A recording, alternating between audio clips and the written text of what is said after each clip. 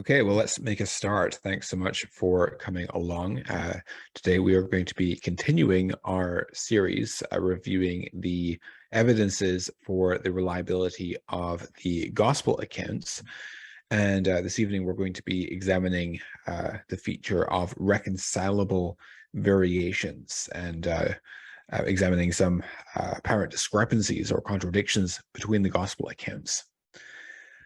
So let me just review quickly the basic case that I built for Christianity to show how this, how the argument that we're developing over preceding weeks and in the weeks to follow for gospel reliability, how that feeds into the overall case for Christianity. So the evidence cumulatively, I think, shows quite convincingly that what we have in the Gospels and Acts actually reflects the unembellished testimony of those who were purportedly eyewitnesses of Jesus' resurrection, and so that gets us to a place where we can ask ourselves, okay, what best explains the set of testimonial claims that we encounter when we read the Gospels and Acts? And so that's the epistemic relevance to the case for the resurrection and, by extension, Christianity.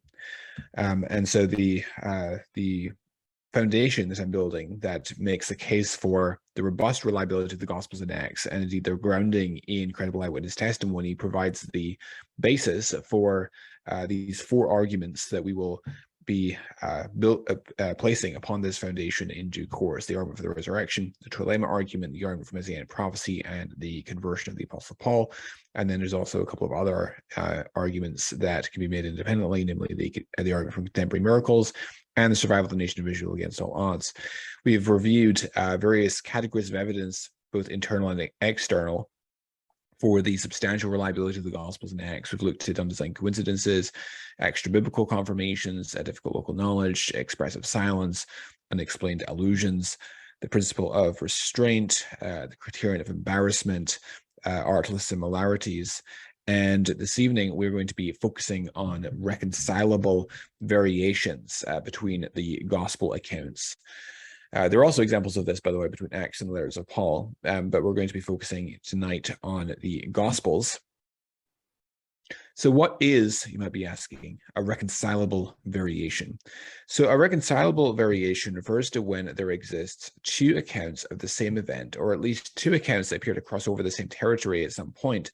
And at first blush, they seem so divergent that it's almost awkward. But then on further thought, they turn out to be reconcilable in some natural fashion after all. When two accounts appear at first so divergent that one is not sure they can be reconciled, that is significant evidence for their independence. When they turn out upon closer inspection or upon learning some new piece of information to be reconcilable without forcing after all, one has almost certainly independent accounts that dovetail. So this term, reconcilable variations, was first coined by a 19th century Anglican scholar by the name of T.R. Burks. And in his book, Horror Evangelicae, he says, and I quote, "The entire sameness of the narrative in two or three distinct works would weaken and almost destroy the authority of all, except the earliest, since it would be a strong proof that they were mere copies, and that the writers had no independent means of information. On the other hand, positive contradictions would prove that one or other works was inaccurate, and if very numerous and important, would go far to convict them of utter and willful falsehood. And hence the very test of historical truth in such cases is found in the substantial unity of the various narratives, their partial diversity, and the reconcilable nature of that diversity, when due allowance is made for the purpose of each writer and the individual character of their separate works." Lydia McGrew, in her work, has also taken up this concept. This is a quote from her book, The Mirror or the Mask. She says, "Put simply, what sort of documents are these that they manifest variation, showing independent information about the events and different emphases, and yet manage to cover the life of the same person, while being reconcilable with each other again and again? If the authors were frequently inventing material but were not dependent, we would expect more intractable apparent contradictions than, upon a fair and careful examination, we find. If, on the other hand, they were dependent either upon each other or upon a common source, we would not find so many variations and even apparent contradictions requiring harmonizations in the first place. This is not to deny that there remain some recalcitrant alleged contradictions, places where even the careful and just examiner may not be able to find a satisfactory, plausible harmonization. But there are not a great many. For the most part, the variations are what we would expect to find among truthful, knowledgeable witnesses, giving different but complementary information. Thus, the fact that the Gospels are harmonizable so often and across such a wide variety of narratives means that they are consistent, when consistency on that scale would be hard to come by if the authors were not historical in intention and knowledgeable about the facts. So let's launch into some examples. And because I'm limited in terms of time, and there's a lot of examples of alleged discrepancies that have been offered over the years and centuries, I won't be able to do justice to all of the examples that we could review, but I'm planning in the course of subsequent sessions of this course to review a great many of those supposed contradictions or discrepancies between the Gospels accounts, and also indeed between the Book of Acts and the letters of Paul. So if I don't get to your favorite Bible contradiction this evening, chances are I will get to it in a future session. But I have tried to pick some of the more interesting ones, or the more challenging ones, to review this evening. So here's one concerning the feeding of the 5,000, and the question is Mark confused about the location of the feeding of the 5,000? So we turn over to the Gospel of Luke and chapter number 9 and verse 10. We read, "On the return, the apostles told him," that is Jesus, "all that they had done, and he took them and withdrew apart to a town called Bethsaida." So, and then in Mark's account, in Mark chapter 6 and verse 45, we read, "Immediately Jesus made his disciples get into the boat and go before him to the other side, to Bethsaida, while he dismissed the crowd," right? So this obviously presents an apparent discrepancy. If Jesus and the disciples were already in Bethsaida, why does he tell his disciples to get into the boat and go to the other side of the lake, to Bethsaida? And at first blush, this certainly seems to be a clear-cut instance of a contradiction between the accounts. Now, the first thing to note here, I think, is that we actually have independent confirmation that the event occurred in a deserted area near Bethsaida, based on two examples of undesigned coincidences. And so there is good historical grounds for believing that the event, in fact, took place at Bethsaida. So those examples, in case you didn't see the session I did on undesigned coincidences, so we did cover those examples, but let me just review them. So in John 6, verse 5, we read, this is a setup for the feeding of the 5,000 story. "Lifting up his eyes then, and seeing that a large crowd was coming toward him, Jesus said to Philip, 'Where are we to buy bread so these people may eat?'" Now, a question arises in the mind of the audience, why Philip here in particular? Philip's a fairly minor character. Why not say Judas Iscariot, who was in charge of the money bag, or someone like that? Why Philip? Well, we learn and we also continue reading in John 6, so we learn about Andrew, Simon Peter's brother, who gets involved in the reply, saying there was a boy here who has 5 barley loaves and 2 fish, but what are they for so many? And so one might well ask, well, why does Andrew get involved in the reply here? In John 12 and verse 21, we read, so speaking about 6 chapters removed, different context, different Passover feast. There were some Greeks at the Feast of Passover who wanted to speak to Jesus. And it says that they came to Philip, who was from Bethsaida in Galilee, and asked him, "Sir, we wish to see Jesus." And so you see a very incidental comment here that that Philip's actually from this town called Bethsaida in Galilee. And in Luke 9, verses 10 and 11, it says, "On the return, the apostles told him all they had done, and he took them and withdrew apart to a town called Bethsaida." And this is where the feeding of the 5,000 takes place. And so notice that Luke doesn't mention Philip in this context at all, right? It does mention Bethsaida, the setting of the miracle story. John 1:44 also mentions that Bethsaida was the city of Andrew and Peter. And so when we put the pieces together, we have a complete explanation of why Jesus turns to Philip in John 6:5 and why Andrew gets involved in the reply, because these are local people. They know where the shops are to buy bread. But that's never explicitly spelled out for the reader. One has to do the detective work of putting these pieces together, drawing information from these disparate texts from John 6, from John 12, and from Luke 9. There's also further confirmation of the event taking place in Bethsaida. So in Matthew 11, verse 21, it says, "Woe to you, Chorazin! Woe to you, Bethsaida! For if the mighty works done in you had been done in Tyre and Sidon, they would have repented a long time ago in sackcloth and ashes." And so, question that we might ask is, well, what mighty works? Nothing Matthew has reported up to this point gives us any clue. But when we go over to Luke's account in chapter 9, verse 10, it says, "On the return, the apostles told them all they had done. He took them and took part to a town called Bethsaida." So we find out then that the feeding of the 5,000 miracle took place in Bethsaida. Now, although Matthew 14, verses 31 through, verse 13 through 21, narrates the feeding of the 5,000, no mention is made there of Bethsaida. And moreover, Matthew, who often arranges his material thematically rather than chronologically, tells a story of the feeding of the 5,000. 3 chapters after this, he tells it 3 chapters after this pronouncement of woe to Bethsaida. So only by comparing Luke's account do we discover that the feeding actually took place before Jesus pronounced the woes over Bethsaida. There's yet further evidence, though. So this is a further confirmation of the location of the miracle as being somewhere across the top of the Sea of Galilee from Capernaum. So it's Mark himself who tells us that they didn't even have leisure to eat before the feeding of the 5,000 because there were many coming and going. That's in chapter 6 and verse 31. And that they got into the boat to get away from the crowds. And that fits well with their being in the region of Capernaum prior to going away. And there's, of course, still a further undesigned coincidence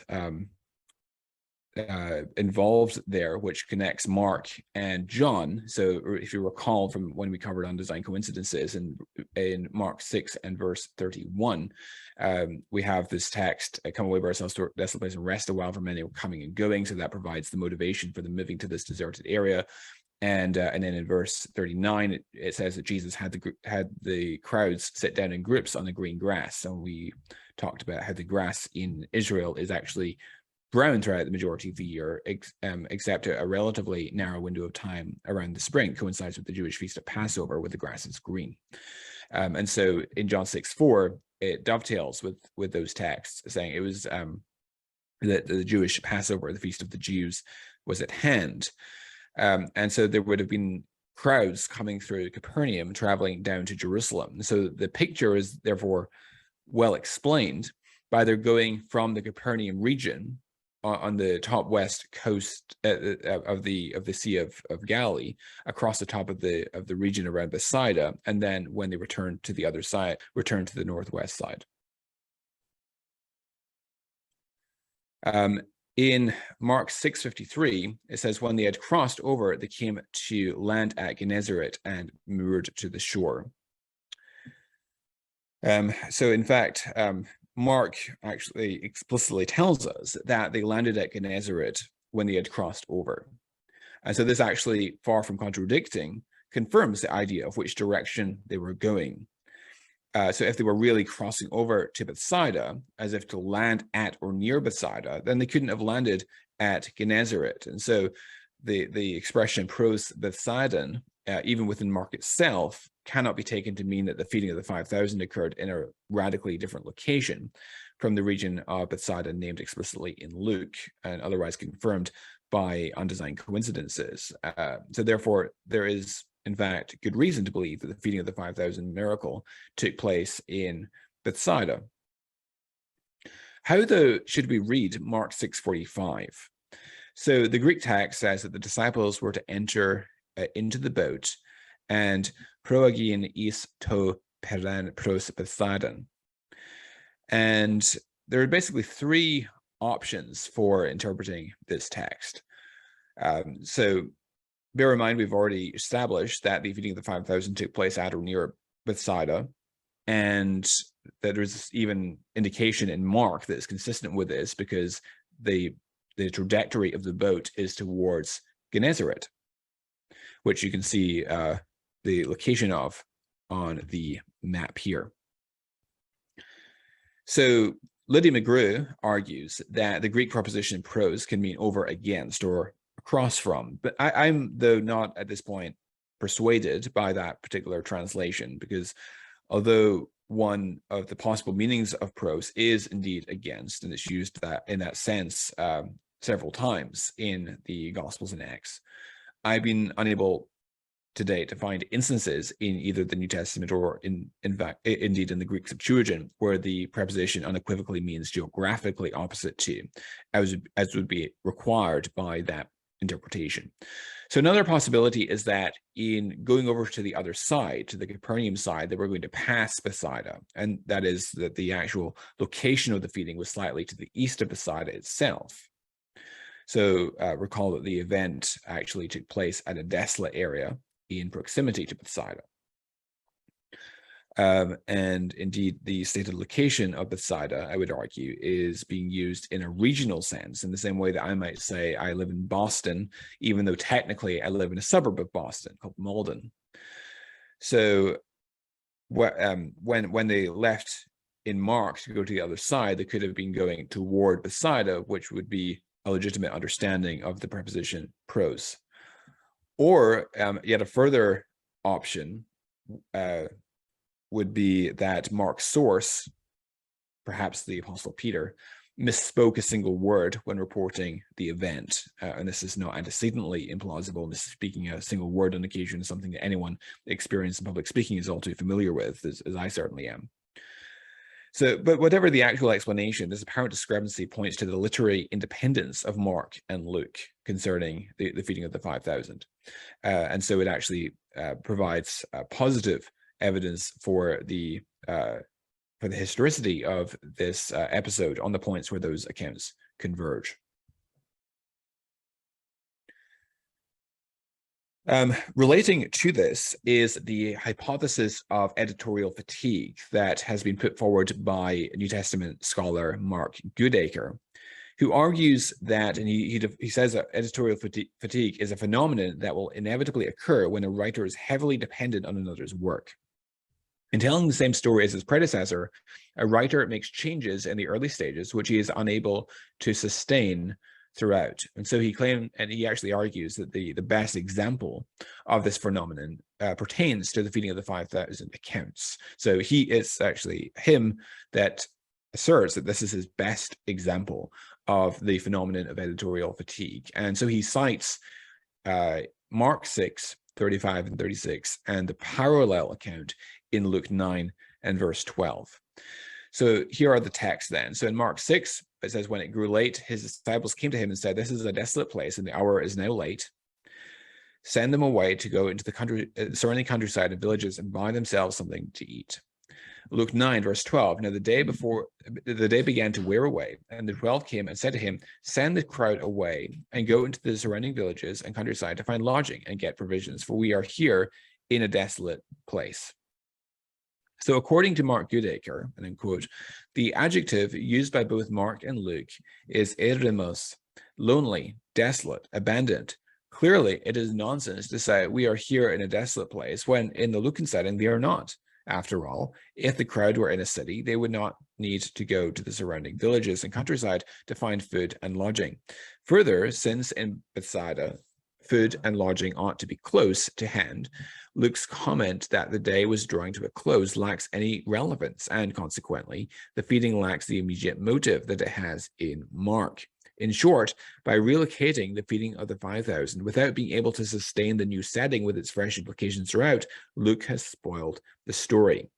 Now, this argument, in my opinion, is extremely weak. So Goodacre has succeeded in creating a problem where there isn't one.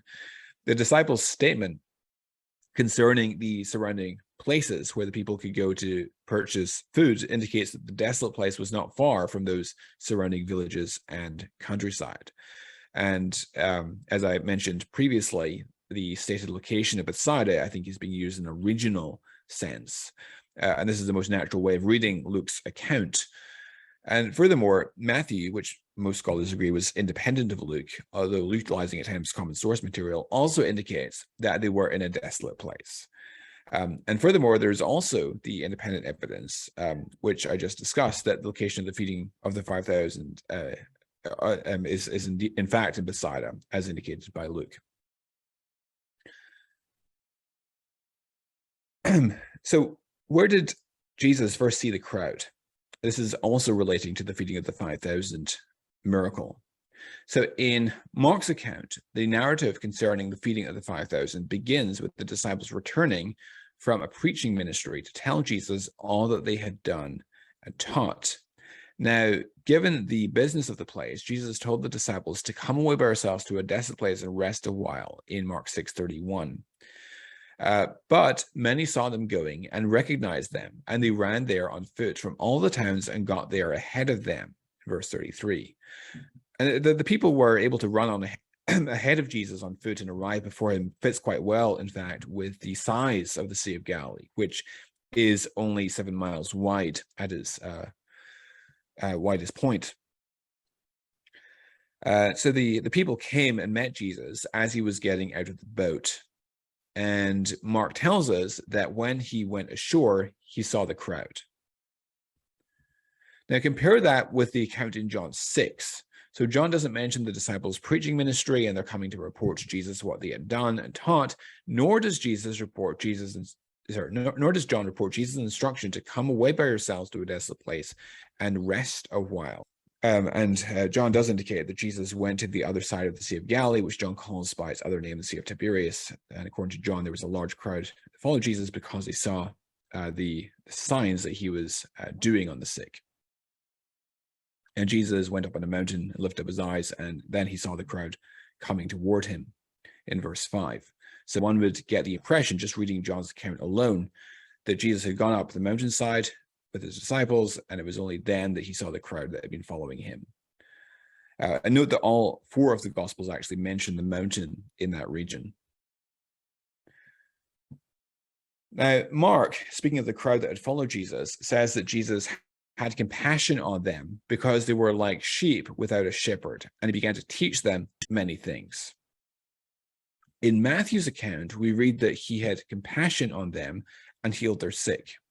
In Luke, it mentions both that Jesus spoke to them of the kingdom of God and that he cured those who had need of healing. John, however, does not mention the earlier part of the day.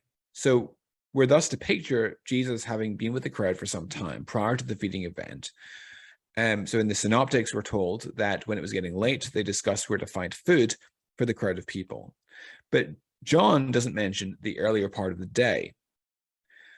So it seems then that the crowds converged on Jesus while he had slipped away with his disciples. But John's emphasis is on the feeding through the miraculous multiplication of the loaves and fish. So the fact that these accounts, which appear upon first blush to contradict one another, actually fit together so casually, reveals, I think, the independence of the accounts. Here's another example, also relating to the same episode. Did Jesus go up the mountain before or after the disciples left in a boat? So in John 6:15 and 16, it implies that it was before the disciples left in a boat, whereas Mark 6:45 says that he made his disciples get into the boat and go before him to the other side, toward Bethsaida, while he dismissed the crowd. The synoptics, however, do not state that Jesus escorted the disciples down to the boat and went up the mountain. Rather, the Gospels simply report that Jesus instructed them to get into the boat and go over to the other side. So the instruction could have been given some distance from the shoreline. In fact, it plausibly could have taken them some time to winnow their way through the crowd and reach the shoreline. And maybe they could even hear Jesus dismissing the crowd, or Jesus could have informed them of his intentions to do so. So John's record of events doesn't, in fact, conflict with what we read in Mark if one reads these events as occurring in a somewhat intertwined manner. It's quite conceivable that John's mind was following the course of Jesus' actions and is picturing, as it got dark, the disciples approaching the shore and getting into the boat. But that doesn't entail that Jesus, in fact, went up the mountain first. Mark, or his source, perhaps Peter, on the other hand, may be thinking of the urgency of Jesus sending them away. And if that's the case, then it's not especially surprising to find the evangelist describing the events in a slightly different order. There are also other marks of independence in the feeding of the 5,000 accounts. So, for example, only John mentions the boy and that they were barley loaves, which fits with the time of year being near the Passover. Only John mentions that it was Andrew who brought the boy forward. Only John mentions the other name of the Sea of Galilee, the Sea of Tiberias, a name that we can confirm from other sources. Only John records how far the disciples had rowed when they saw Jesus coming towards him, which is given as an imprecise measurement of 25 or 30 stadia, or about 3 or 4 miles. Matthew and Luke both mention that Jesus healed people, which is a detail not supplied by Mark. Only Mark mentions that the disciples landed at Gennesaret. This fits with the account in John, which says that they set off for Capernaum. Now, one could even view that last point as an undesigned coincidence between Mark and John. So Matthew alone mentions that the reason for Jesus leaving with his disciples was that Jesus heard about the death of John the Baptist. That's in Matthew 14, verse 13. But that's a variance, although it's compatible with the statement in Mark 6:31 that it was to get away from the crowds that Jesus instructed the disciples to retreat to a desolate area. So the disciples who witnessed the event would have been able to draw their own conclusions about what had triggered Jesus' desire to leave for a desolate place. Another mark of verisimilitude is the reference to the baskets in the account. So this was a point that was drawn out by John James Blunt, who wrote a book in 1847 called Undesigned Coincidences, both in the Old and New Testaments, an argument of their veracity. And he points out that he says there was no doubt a marked difference between these two vessels, whatever that difference might be. And so he's talking about the two episodes of feeding the multitude. And there are two Greek words that are used consistently for the baskets between those different accounts. It says there was no doubt a marked difference between these two vessels, whatever that difference might be. For kophenos is invariably used when the miracle of the 5,000 is spoken of, and spiris is invariably used when the miracle of the 4,000 is spoken of. Moreover, such distinction is clearly suggested to us by Matthew 16, 9, and 10, where our Savior cautions his disciples against the leaven of the Pharisees and Sadducees, and in so doing alludes to each of these miracles thus: do ye not understand, neither remember the 5 loaves of the 5,000, and how many baskets, kophenus, ye took up, neither the 7 loaves of the 4,000, and how many baskets, spiritas, ye took up. Though here, again, the distinction is entirely loose in our translation, both words being still rendered basket alike. He also points out that the distinction between the words used for basket, kophenos versus spiris, is also maintained in the parallel account of Jesus' rebuke in Mark 8, 19 and 20, where we read, when I broke the 5 loaves for the 5,000, how many baskets, kophenus, full of broken pieces did you take up? They said to him, 12. And the 7 for the 4,000, how many baskets, spiridon, full of broken pieces did you take up? And they said to him, 7.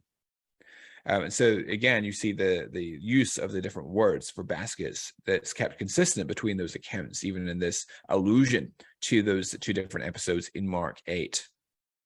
So John J. Blunt concludes, he says, such uniformity marks very clearly the 2 miracles to be distinctly impressed on the minds of the evangelists as real events, the circumstantial peculiarities of each present to them, even to the shape of the baskets, as though they were themselves actual eyewitnesses, or at least had received the report from those who were so.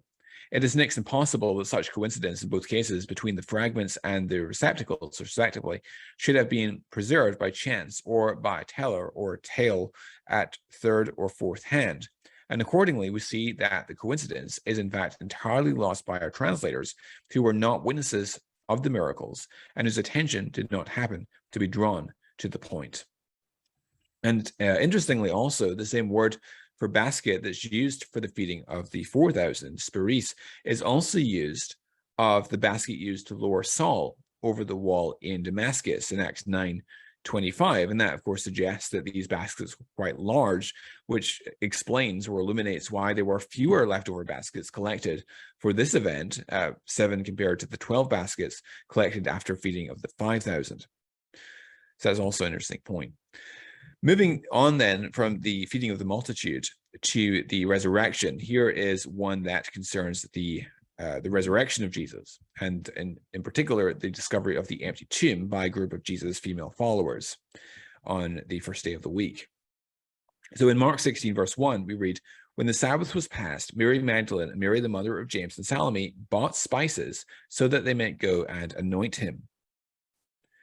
Matthew 28, verse 1 says, "Now after the Sabbath, toward the dawn of the first day of the week, Mary Magdalene and the other Mary went to see the tomb." Luke 24, verse 10, "Now it was Mary Magdalene and Joanna and Mary, the mother of James, and the other women with them who told these things to the apostles." And one objection that sometimes gets raised here is that even between the synoptics, you see variance in the identity of the women that go to the tomb to anoint the body on the first day of the week, on Easter morning. But this isn't a problem at all, because Luke 24 is quite explicit that Luke is not trying to give us an exhaustive list of the women that were present. He says it was Mary Magdalene, Joanna, Mary the mother of James, and the other women with them who told these things to the apostles. So clearly not trying to give us an exhaustive list. A more interesting problem emerges, though, when we go over to John's account in John chapter 20 in verse 1, where we read, "Now on the first day of the week, Mary Magdalene came to the tomb early while it was still dark and saw that the stone had been taken away from the tomb." Now, we might ask here, is John suggesting Mary was the only one who came? That would at least be that would be face value interpretation if we just read the first verse. We can, and that would, of course, vary from what we see in the Synoptic Gospels, where there's multiple women that discover the tomb empty on the first day of the week. We can, however, press the objection even further. Now, when we go over to Matthew's account in chapter 28, it says that they departed quickly, speaking about the woman, from the tomb with fear and great joy, and ran to tell his disciples. And behold, Jesus met them and said, "Greetings." And they came up and took hold of his feet and worshipped him. Then Jesus said to them, "Do not be afraid. Go and tell my brothers to go to Galilee, and there they will see me." So how does this fit with John 20, verse 2, which indicates that Mary does not know what happened to Jesus? So she's evidently found the tomb empty. That's what it says in verse 1, that on the first day of the week, Mary Magdalene went to the tomb early while it was still dark. She discovers the tomb is empty, so she runs back to Peter and the beloved disciple to inform them that the Lord has gone, and she doesn't know where the body is. But how does that make sense if, in fact, the women had already met with the risen Jesus, according to Matthew 28, and they'd actually met an angel at the tomb as well? Well, we'd predict then, if these accounts are indeed grounded in historical memory, if these accounts really are harmonizable, then we would predict that Mary must have left the group of other women before their encounter with the risen Jesus in order to come back to the disciples. I can't really see any alternative harmonization of those accounts. One has to conclude that Mary Magdalene left the women before their encounter with the risen Jesus, and she ran back to Simon Peter and the beloved disciple. Now, when we go over to John's account, we find a clue that that's exactly what happened. So in John 20, in verse 2, we read that she ran and went to Simon Peter and the other disciple, the one whom Jesus loved, and said to them, "They have taken the Lord out of the tomb, and we do not know," udamen, it's the plural verb, "we do not know where they have laid him." So notice that Mary's choice of words, use of the plural verb there, reveals in passing that there were, in fact, other women. And John's report of these words shows that he knows this, that she had evidently, I mean, it's very consistent with the synoptics and the hypothesis that you would have to propose in order to harmonize John with the synoptics, that Mary had been with the other women upon their discovery of the empty tomb, and that she alone had ran back to Peter and the beloved disciple before the other women had their encounter with the risen Lord. Now, of course, the text doesn't owe us that harmonization, but it's right there and available in John 20 and verse 2 with the use of the plural verb. And so that's exactly what you might expect if these accounts are in fact grounded in historical memory. Here's another example relating to the resurrection accounts. So a popular objection to the resurrection account in Luke is that John tells us that the appearance to the 11 with Thomas present occurred 8 days later after the appearance to the after the initial appearance to the disciples, whereas Luke seems to indicate that the ascension took place immediately after the appearance to the 11. And furthermore, the first appearance to the disciples appears to be inclusive of Thomas in Luke, since the group of disciples is referred to as the 11 in Luke 24:33. And the argument goes that this contradicts John 20, according to which Thomas was not present at this first meeting in John 20, verse 24. Remember, later on, Thomas is with them and he refuses to believe the Lord is risen. And then Jesus appears in their midst. And Thomas says, unless I see the prints of the nails that went through his hands and the print of the spear that went through his side, I will not believe. And of course, Jesus obliges and allows him to handle those wounds from his crucifixion. Now, one possible reply is that the 11 is being used as a figure of speech, much as the 12 is used in that way by Paul in 1 Corinthians 15:5. Of course, it wasn't literally the 12 to whom Jesus appeared, because Judas Iscariot was no longer part of the disciples. He wasn't part of that group anymore, so they're no longer the 12, and yet nonetheless Paul refers to them as the 12 in 1 Corinthians 15 verse 5. But that seems a little ad hoc to me, given that there is no independent evidence that Luke used the term the 11 in this way. And it would also not explain, of course, the apparent immediacy of Jesus' ascension following the appearance to the 11, allowing apparently no time for a subsequent appearance to the disciples with Thomas present. So what's the solution here? So at the end of Luke, I would argue that there is clear haste and lack of specificity about time. So Luke 24:29 tells us that the men on the road to Emmaus pressed Jesus to stay with them for dinner because it was already evening and the day was far spent. And we don't know exactly what that means, but it's unlikely that that meant 3 p.m. And then Jesus goes in with them and dinner is prepared, however long that took, and they sit down to eat. And then they recognize him as he breaks bread, and then he disappears. And then they immediately go back to Jerusalem, which is a distance of some 60 stadia, according to Luke 24:13, which looks like it was about 10 to 12 kilometers, or about 6 or 7 miles. And that walk, of course, would take well over an hour, and perhaps even as long as 2 hours. And they then have a conversation with the disciples for a while. And they tell the story of what happened to them in verse 35 of Luke 24. And then Jesus appears and he shows himself to the disciples, and then they give him some food. They give him broiled fish in verse 42. And only after this does Jesus begin talking to them about the scriptures and giving them a sermon about how his death was foretold in all the scriptures, from verse 45 and following. And of course, that would presumably take a while as well. And then Jesus leads them out to Bethany, which is a good mile or two away. And if one tries to put this all on the same evening, it really looks like it would already be dark by that time, which would make it quite difficult to observe the Jesus' ascension into heaven. So even just given the text of Luke 24, it doesn't look like all this happened in one day. It's quite plausible that Luke is running out of scroll at this point, or he doesn't have full knowledge at that point of exactly how long Jesus was on earth, and thus he simply leaves it non-specific and doesn't include specific markers of time. And then he goes on to clarify in his second volume in Acts 1 that actually Jesus' resurrection appearances took place over a 40-day time period.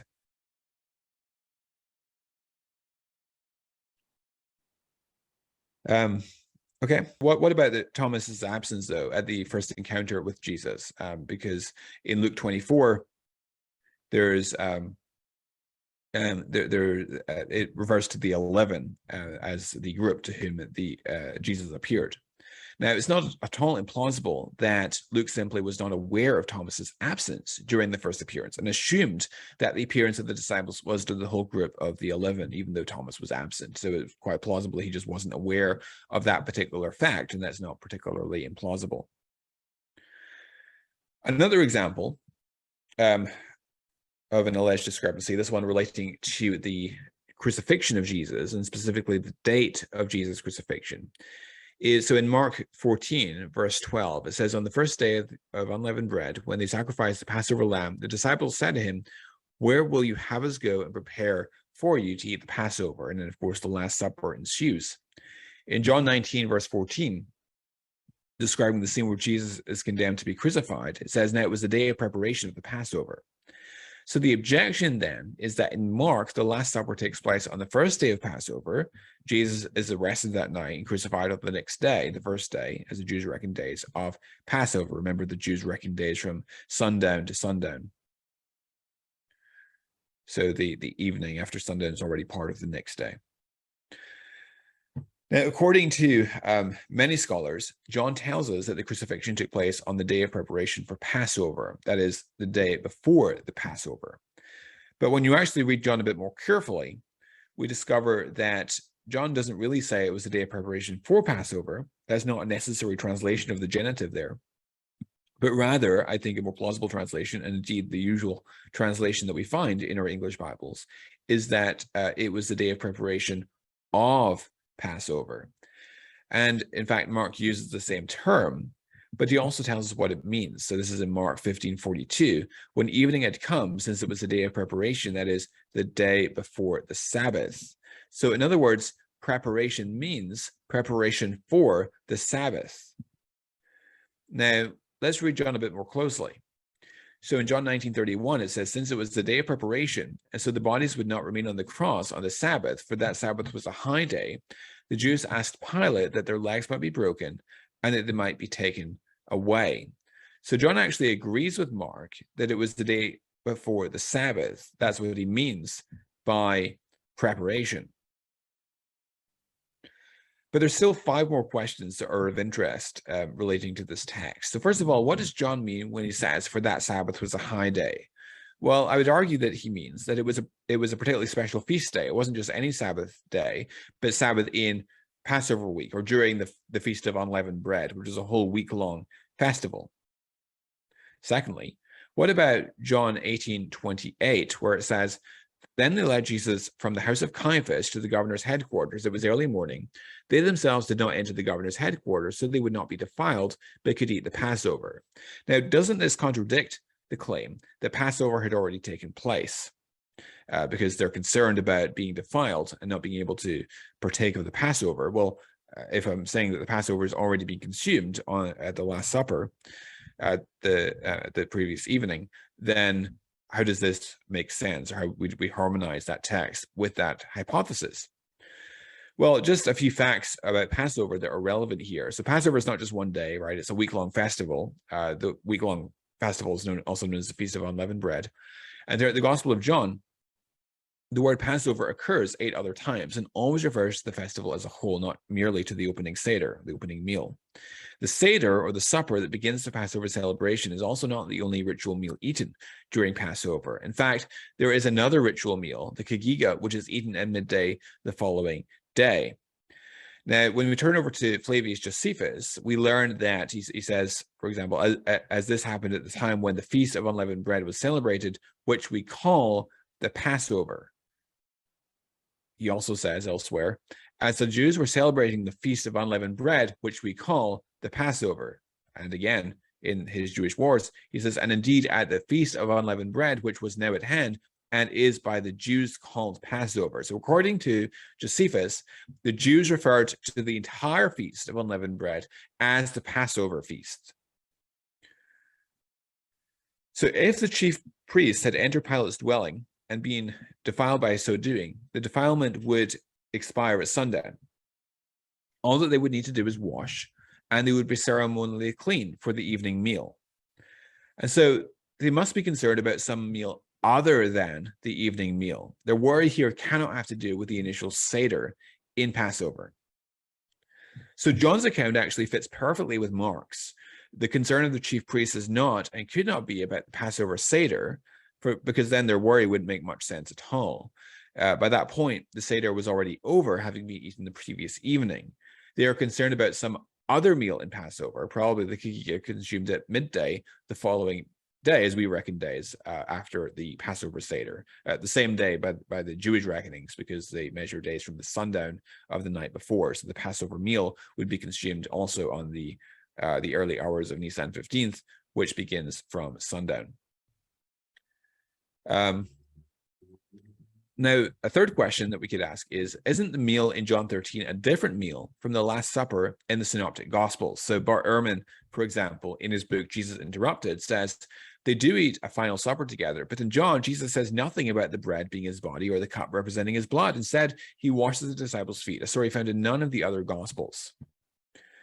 Now, this concerns the same meal as we read of in the Synoptic Gospels is confirmed by two undesigned coincidences.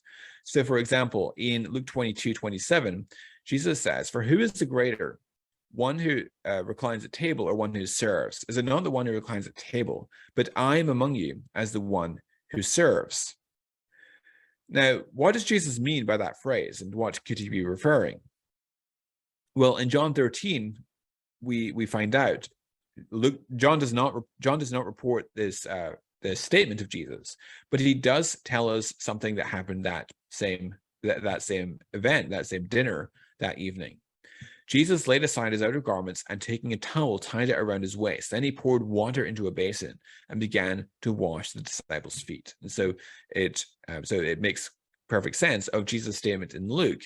Who is the greater among you, one who reclines at table or one who serves? Is it not the one who reclines at table, but I am among you as the one who serves? So in other words, even though Jesus is the greatest among them, he nonetheless is a servant. And he illustrates this with an object lesson as he washes the disciples' feet that we only find in John and not in Luke. Now, one might also wonder, well, why does Jesus choose to wash the disciples' feet on this particular occasion? And in Luke 22, verse 24, we read a dispute. This is the parallel of the Last Supper. A dispute also arose among them as to which of them was to be regarded as the greatest. And so there was an argument that arose among the disciples over who's the greatest. And so Jesus gives them an object lesson in servanthood by washing the disciples' feet. Only Luke mentions a dispute that explains why Jesus gave them this object lesson in servanthood. But John, who reports this object lesson in servanthood, doesn't report the occasion that gave rise to it. So you've got another undesigned coincidence that confirms that these are indeed the same event that is in view, that is grounded in historical memory. Fourth question is, what about John 13, verse 1, where it says, "Now before the feast of the Passover, when Jesus knew that his hour had come to depart out of this world to the Father, having loved his own who were in the world, he loved them to the end." Doesn't this contradict the claim that the Last Supper was the Passover meal? Because but in Greek, it doesn't actually say the supper was before the feast. Rather, it says that before the feast, Jesus loved his disciples to the end. Here's what Craig Blomberg says in his book, The Historical Reliability of John's Gospel, where he argues that, in fact, the plain reading, or the most face value reading of John 13, 1 and 2, is that the meal in view is, in fact, a Passover Seder. So he says, verse 1 thus stands as a headline over the entire Passion narrative.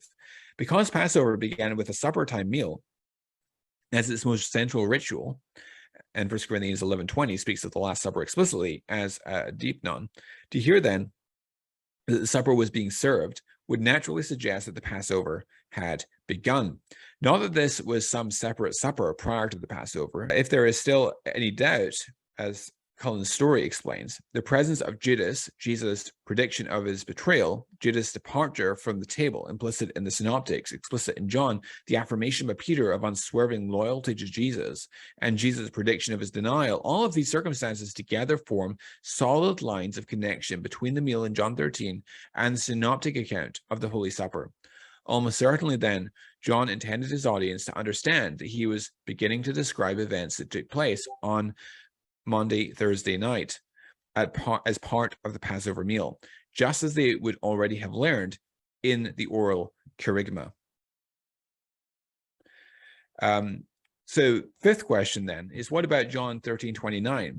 Some thought that because Judas had the money bag, this is when Judas departs into the night, that Jesus was telling him buy what we need for the feast, or that he should give something to the poor. So is that indicating that this is before the Passover feast?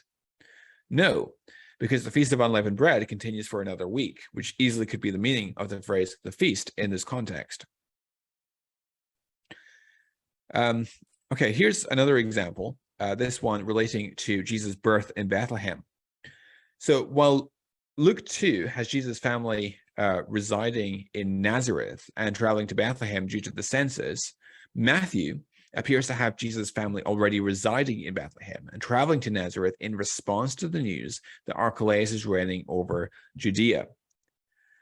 So in Matthew 2, verse 11, for instance, it says, and going into the house, they saw the child with Mary, his mother, and they fell down and worshipped him. So there's no reference to the manger and so forth. And it just refers to the house as though they're currently living in Bethlehem.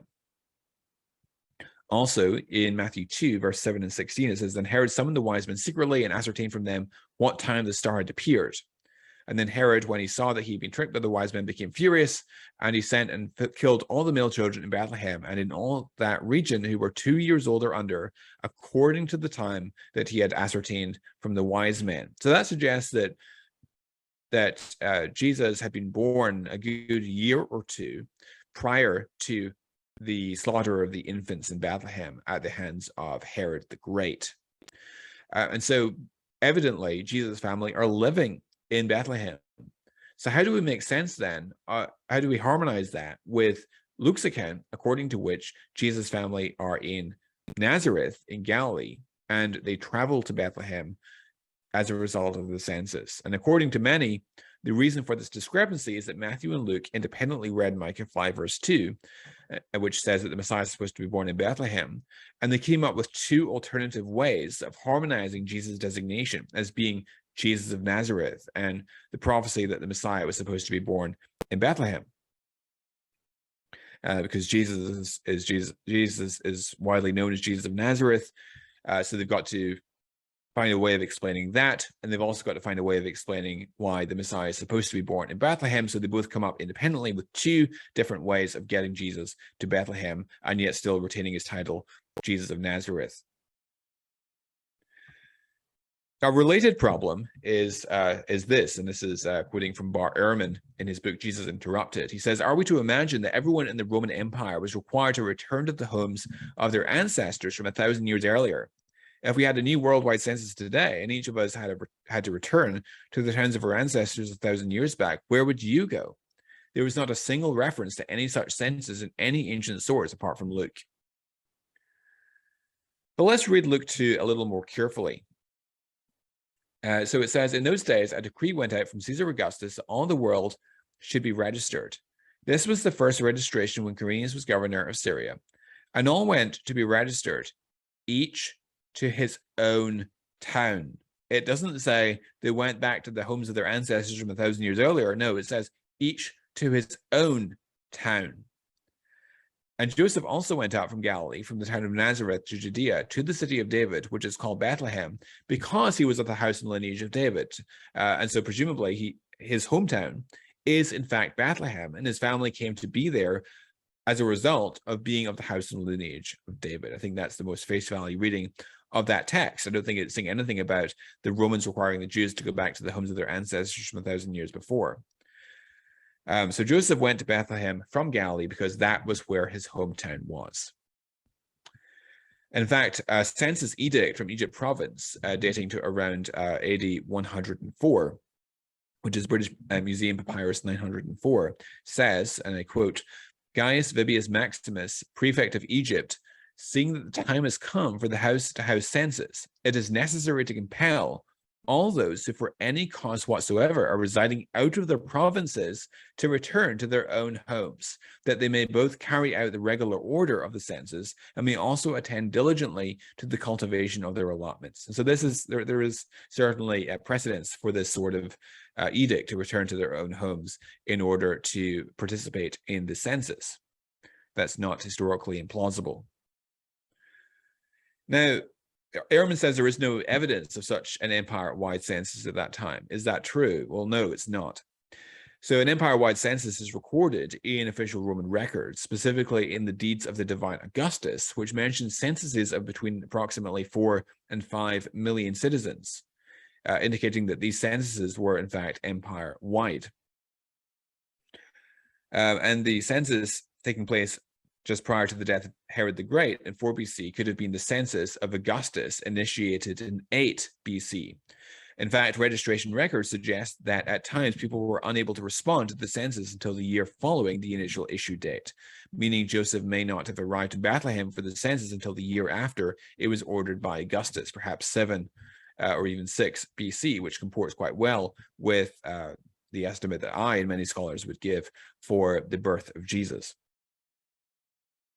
So how can we harmonize those accounts about Jesus' hometown? Well, it's quite plausible that Joseph was from the town and that Mary was from Nazareth. We know that Mary had family connections in the Judean hill country because Elizabeth is from there, and so it's not implausible that that's how Mary and Joseph came to know each other.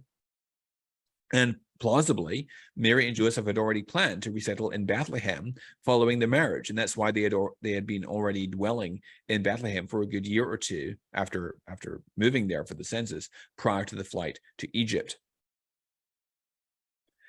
And then following the news that Archelaus was reigning in Judea, Joseph immediately thinks to go to Nazareth, since presumably they have family connections in that area. Finally, then, let's deal with the Quirinius problem pertaining to the birth narratives. It's a very, very famous problem. So in Luke 2, verse 2, it says, this was the first registration when Quirinius was governor of Syria. But Quirinius didn't become as governor of Syria until AD 6, some 10 years after Herod the Great was dead. So how can a chronological blunder of 10 or 12 years be explained? So according to Matthew, Jesus was born during the reign of Herod the Great, who died in 4 BC.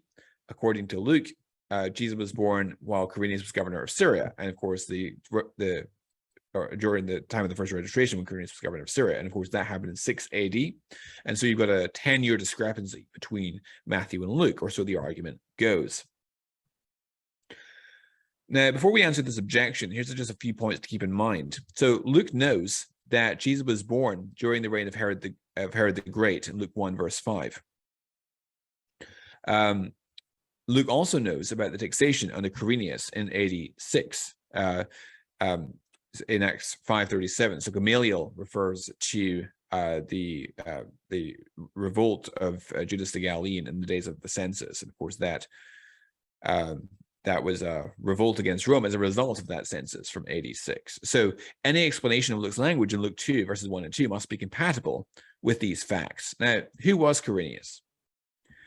Well, Publius Sublicius Quirinius was a Roman aristocrat. He lived from 51 BC to AD 21, and he attained the rank of consul in 12 BC by the appointment of Caesar Augustus. But Caius Sentius Saturninus, who was a consular, served as imperial legate of Syria province from 9 through 6 BC, when the 8 BC census of Augustus would have taken place. Tertullian actually tells us that Sentius Saturninus did hold a census according to the orders of Augustus, and that it took place in Judea, and that it was relevant to the birth of Jesus. Now, the source of confusion is that Josephus mentions Quirinius along with Coponius in Judea around 86, taking account of the substance of the province, taxing, and spending the money left by Archelaus after his exile, and that's often incorrectly assumed to be the census that Luke has in mind. Now, while it's frequently supposed that Luke claims that Quirinius was the Roman legate of Syria at this time, the term that's used, which is egemonevo, it can have a general meaning of ruling, commanding, or leading.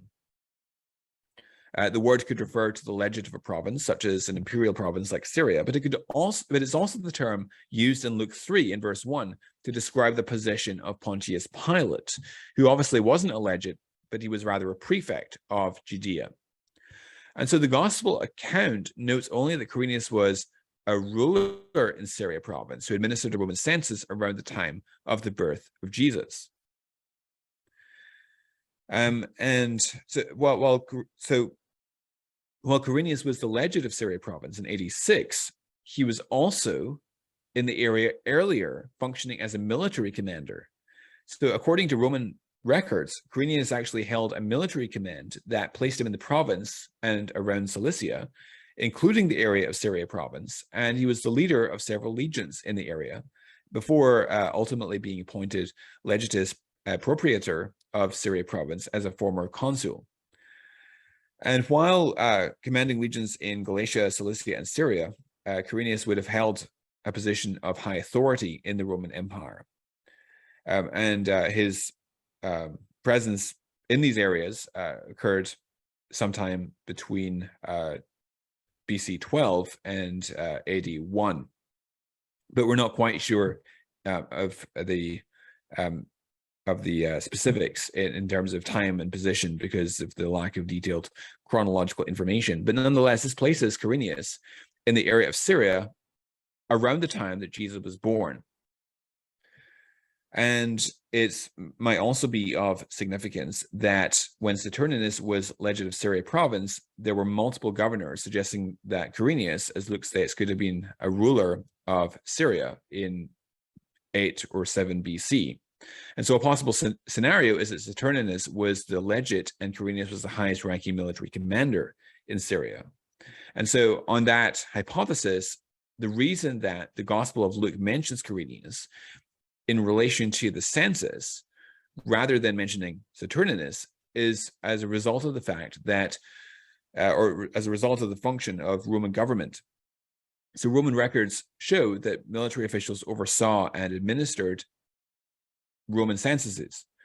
And Quirinius is even mentioned as a legate in the context of a census in Syria province during the reign of Augustus.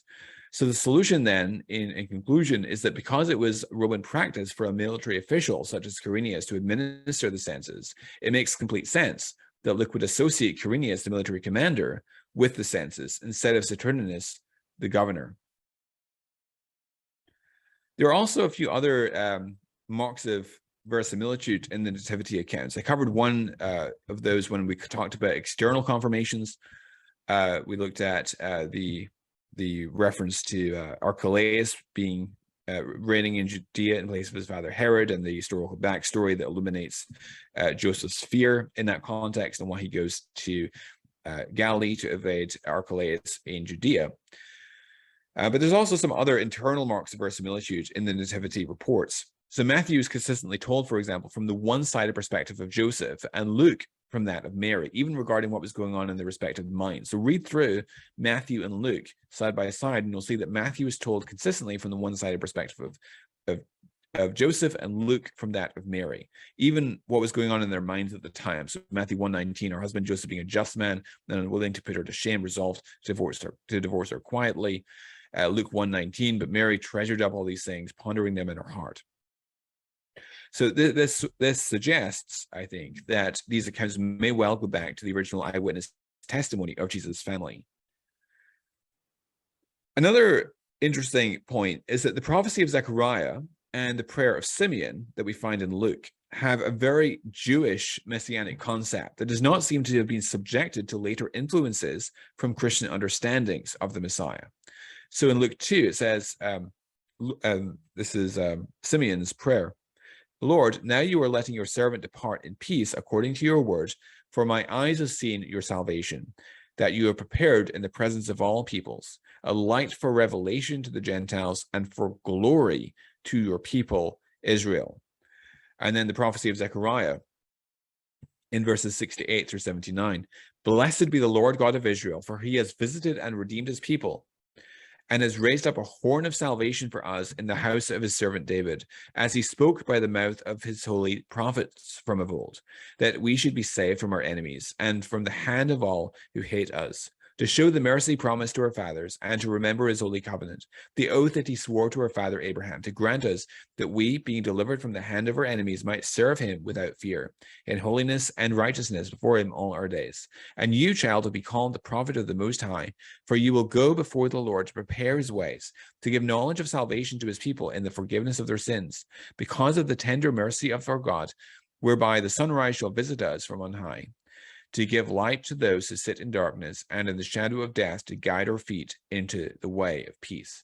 And so you can see that this is a very Jewish concept of the Messiah. Remember, in the first century, there was this messianic expectation among the Jewish people that the Messiah would lead a military campaign against their authorities, against the Roman occupiers, and reestablish Davidic reign, and to bring glory to Israel. And so you can see these ideas come out in the prayer of Simeon, and even more explicitly in the prophecy of Zechariah. And so that suggests that these are unembellished by later Christian interpretations of the Messiah, and actually quite plausibly go back early.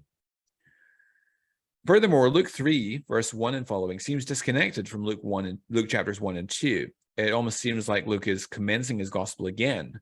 And this suggests that Luke chapters 1 and 2 is derived from pre-Lucan source material, which is consistent with the other evidence suggesting this goes back quite early, and perhaps even to eyewitness testimony from Jesus' family. So in Luke 3, verse 1, it says it's like reintroducing the plot. In the 15th year of the reign of Tiberius Caesar, Pontius Pilate being governor of Judea, and Herod being tetrarch of Galilee, and his brother Philip, tetrarch of the region of Iturea and Trachonitis, and Lysanias, tetrarch of Abilene, during the high priesthood of Annas and Caiaphas, the word of God came to John, the son of Zechariah, in the wilderness, and so forth. So in summary then, numerous instances of reconcilable variations between the gospel accounts provides strong confirmatory evidence of independent reportage, and cumulatively the evidence suggests that the gospel authors are close up to the facts and habitually reliable. Of course, this is just the peak of the iceberg. I can't, of course, do justice to this topic in one session, but I look forward to addressing other examples of alleged discrepancies between the gospel accounts and also between Acts and the letters of Paul in due course. For further reading, I recommend these books, The Mirror of the Mask, Liberating the Gospels from Literary Devices, which covers a lot of these apparent variations or discrepancies between the Gospels.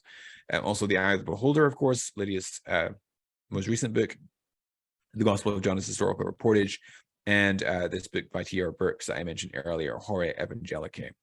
And I will conclude with that. Thanks for your attention. Happy to entertain any questions.